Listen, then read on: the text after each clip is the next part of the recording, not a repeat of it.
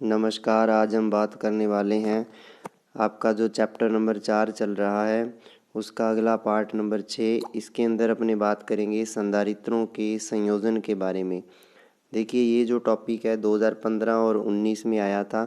इसमें क्या होता है कि संधारित्रों का दो तरीके का संयोजन होता है। पहले समझ लो, पहला संयोजन जो होता है उसमें क्या होता है कि एक संधारित्र जो होता है वो दूसरे के साथ इस तरीके से जुड़ा होता है। देखो, ये बैटरी है। बैटरी का एक सिरा जो है, जैसे प्लस सिरा है, वो संधारित्र के एक सिरे से जुड़ा होता है।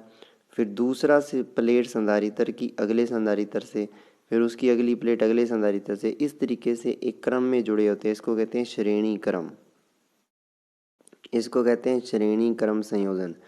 और श्रेणी क्रम संयोजन के अंदर क्या होगा, देखो, जैसे यहाँ से प्लस सिरा है बैटरी का और ये है बैटरी का माइनस सिरा। प्लस सिरे से जुड़ी है इसकी प्लेट ये, तो इसके ऊपर प्लस आवेश चला जाएगा।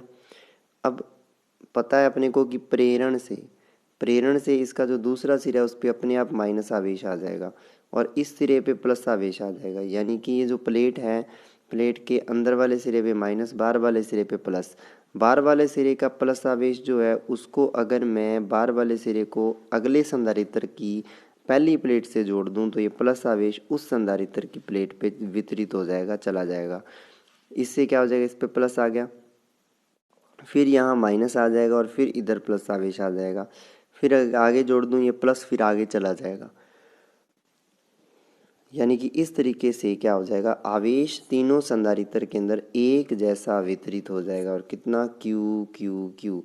यानी कि इस स्थिति में आवेश समान होता है, लेकिन जो विभवांतर होता है, इस पे V1 होगा, इस पे V2 होगा, इसके ऊपर V3 होगा, विभवांतर अलग अलग होता है। किस तरीके से आवेश एक समान होता है, क्लियर होगी बात कि इसके अंदर क्या होता है। इसके अंदर एक तरीके से प्रेरण होता है। जैसे यहाँ बैटरी का प्लस सिरा है और इधर बैटरी का क्या है, माइनस सिरा है। अब बैटरी का प्लस सिरा है तो ये वाली प्लेट जो होती है उस पे आ जाता है प्लस आवेश और अपने आप प्रेरण से अंदर माइनस आ जाता है, दूसरी प्लेट पे बाहर प्लस आ जाता है। अब क्योंकि ये वाली प्लेट जो है आगे संधारित्र की प्लेट से जुड़ी, तो ये प्लस उसके ऊपर जाके शिफ्ट हो जाएगा। फिर आगे इस पे माइनस, इस पे प्लस, फिर आगे वो प्लस आगे शिफ्ट, इस तरीके से ये चलता जाता है। यही लिखा है, संधारित्रों के श्रेणीक्रम संयोजन में प्रथम संधारित्र की पहली प्लेट बैटरी के धन टर्मिनल से दूसरी प्लेट को दूसरे संधारित्र की पहली प्लेट से, फिर दूसरे संधारित्र की दूसरी प्लेट तीसरे की पहली प्लेट से जोड़ते हैं। अंतिम संधारित्र की दूसरी प्लेट को बैटरी के ऋण टर्मिनल से जोड़ा जाता है। आगे कहते हैं, बैटरी के धन टर्मिनल द्वारा संधारित्र C1 की पहली प्लेट को आवेश Q देते हैं, तो प्रेरण द्वारा इसकी दूसरी प्लेट पर स्वतः ही ऋण आवेश प्रेरित हो जाता है। इसके बाहरी पृष्ठ पर उत्पन्न मुक्त धनावेश दूसरे संधारित्र की पहली प्लेट पर पहुंचकर उसे धनावेशित कर देता है। तो इसी प्रकार यह क्रिया आगे स्थानांतरित होती रहती है। प्रत्येक संधारित्र पर आवेश की मात्रा समान होती है, लेकिन धारिता सभी की भिन्न भिन्न होने के कारण विभवांतर भिन्न भिन्न होता है। मैंने अच्छे से ये बात सारी समझा दी है।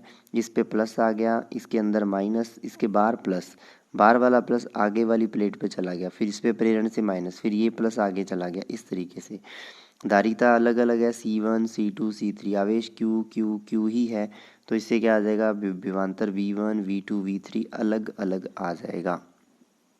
तो कुल विभवांतर क्या हो जाएगा, A और B के बीच में V1 plus V2 plus V3, ये हो जाएगा V बराबर V1 plus V2 plus V3। और जब ये सारे ऐड हो जाएंगे तो Q by C1 plus Q by C2 plus Q by C3 और V हो जाएगा Q बाई C।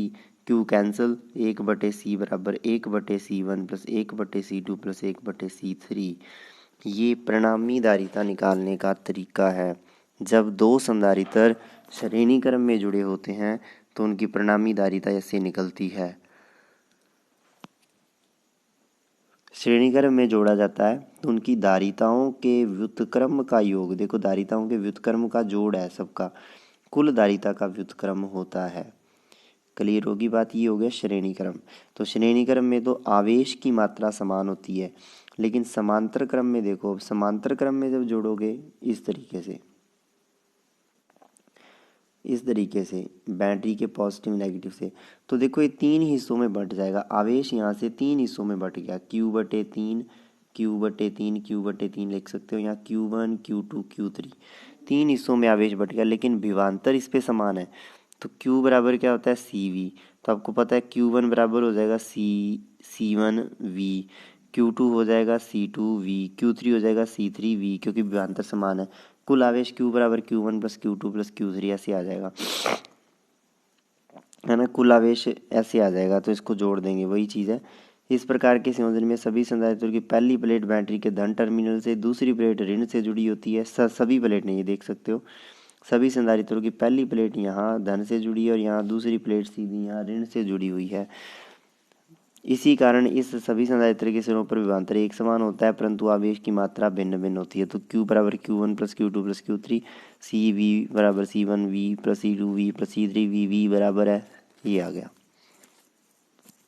C बराबर C1 plus C2 plus C3। तो यहाँ क्या आ गया, सीधा जोड़ आता है। संधारित्र के समांतर क्रम संयोजन की तुल्य धारिता विभिन्न संधारित्रों की धारिताओं के जोड़ के बराबर होती है। क्लियर हो गया।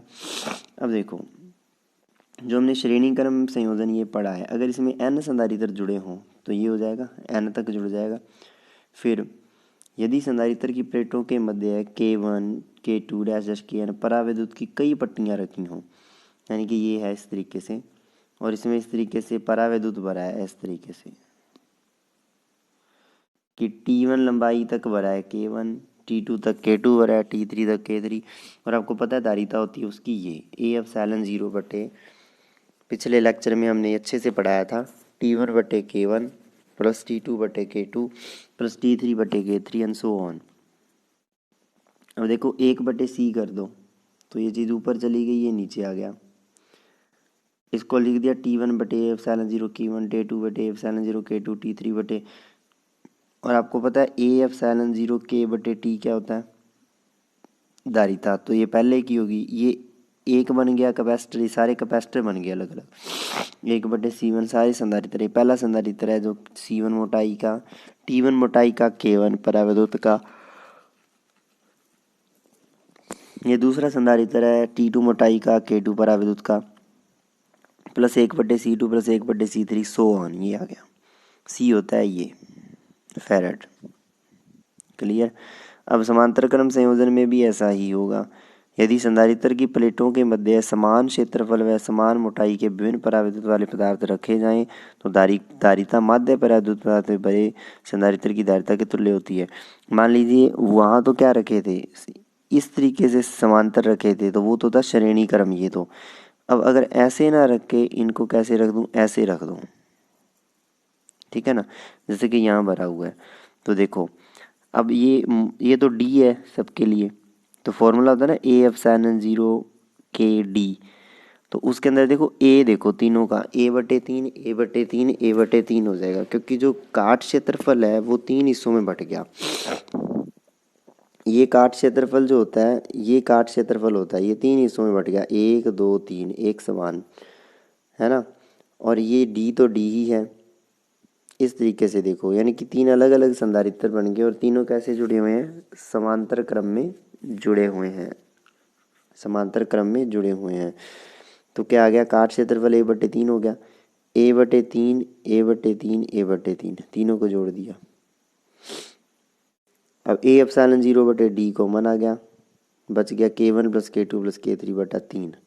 अब देखो ये माध्य है ना उनका, तो तीनों के माध्य के बराबर हो गया K। फिर कहते हैं यदि काट क्षेत्रफल भिन्न भिन्न हो, अगर काट क्षेत्रफल अलग अलग हो तो क्या हो जाएगा, यहाँ पर क्या हो जाएगा A1, यहाँ पर A2, यहाँ पर A3, A/3 की जगह A1 A2 A3 हो जाएगा, ये फॉर्मूला हो जाएगा। C1 इतना, C2 इतना, C3 इतना, सबको जोड़ दिया।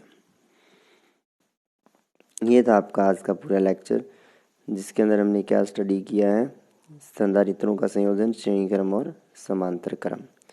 वीडियो अच्छा लगा हो तो चैनल को सब्सक्राइब करें और अपने दोस्तों से शेयर करें। बहुत बहुत धन्यवाद।